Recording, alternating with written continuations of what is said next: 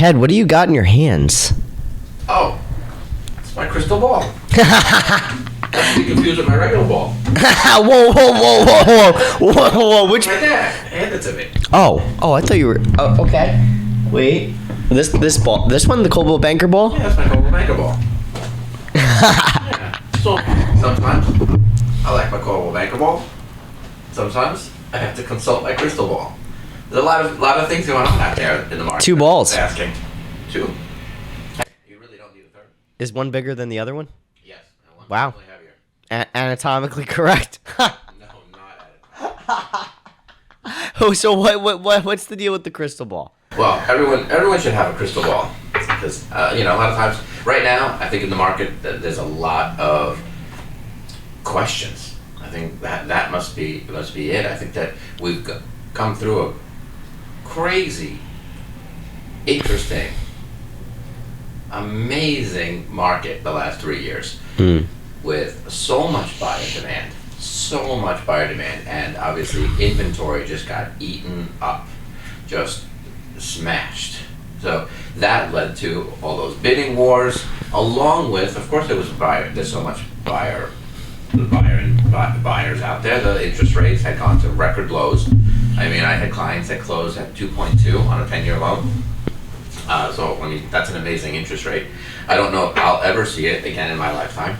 And now the interest rates are up, and I think a lot of questions are out there. I think the industry, it's a transition. So as with any transition, it's not going to be the easiest thing, and I think a lot of people resist a change just because the market conditions are going to implement things that have to happen. Information. I think agents right now, there's a couple of new laws that go into effect in March of 2024 that affect how the industry will work. No longer are we going to have PCDS what are those? waivers. So every seller of real property in New York has to fill out something called a property condition disclosure. Now in New York, because we have a lot of attorneys, and that property condition disclosure form can lead to lawsuits. So in New York, we always have the waiver fee. So for $500, an attorney most of the time would advise the seller it's worth it to pay that and not have to fill it out. So that actually goes away in March of 2020. Oh, wow. They just passed I forget which article it is, but it means now that every seller of real property is actually going to fill it out. Now, 80% of other states already have that in place. So New York is really not doing anything different. They're actually doing something the same. So that'll be interesting because it involves us at least, to some degree, explaining that the law has changed and explaining, and really that's where it stops because we don't give real estate advice according to our Department of State regulations. We don't give that came out wrong. We don't give legal advice. I was like, oh, okay, that's weird. I don't give real estate advice. I got done with that. That would be a soundbite. That could be used against me. Oh well. But that and also there are some really interesting. I don't know if they're good, bad, or I'll just consider them interesting. A lot of stuff going on with the National Association of Realtors, and there's been lawsuits with RE/MAX Anywhere, which is our mother company, regarding buyer compensation, buyer broker compensation, and how the compensation or commission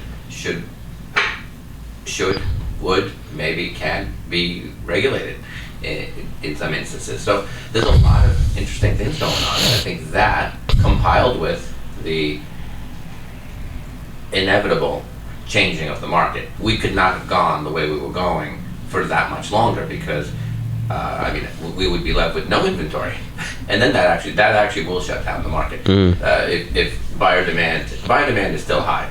Now buyer demand is high for a lot of other reasons, so that's excellent. But the interest rates kind of hiking up to I think I heard a headline. I think that they reached 8.25. I think that we're somewhere in a comfortable 7 range right now. I'm not an expert, so talk to a mortgage person if you want to know what the actual interest rate is.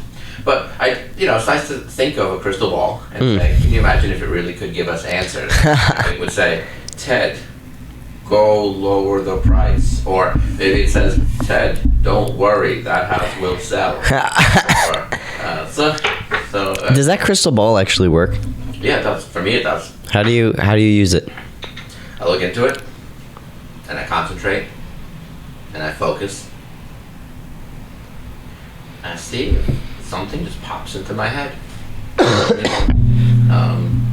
Like this crystal ball just told me that I think someone should go get some cough medicine. Also, oh my God, this just in. Whoa, newsflash. Holy shit. It says, you gotta work. Oh, look at that. Oh, finally. The answer to everything. You gotta work to get money. Actually, I will tell you the answer to any problem in real estate can be solved with a listing. In fact, we have an inventory shortage. With enough listings, if we actually solve the problem of the inventory shortage, we would probably snap all the way in the other direction, and it would become a buyer's market. And a buyer's market is excellent too. The buyer's market means buyers are, calling some shots. Buyers are getting some great deals.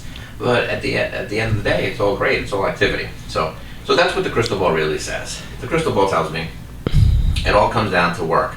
If you work, you will succeed. If you work really hard, you will succeed greatly. Thanks, crystal ball. Yeah. We do have a psychic night planned, Excellent. in the form of we are having psychic night here in the office. And when's that? When's that? Yeah. Well, it's by invitation only, so I don't have to tell you. Oh, yeah, you guys aren't gonna get in there. Yeah, unfortunately, I can't open it up to everybody. I mean, all of our 2 subscribers. Or but We have more than that.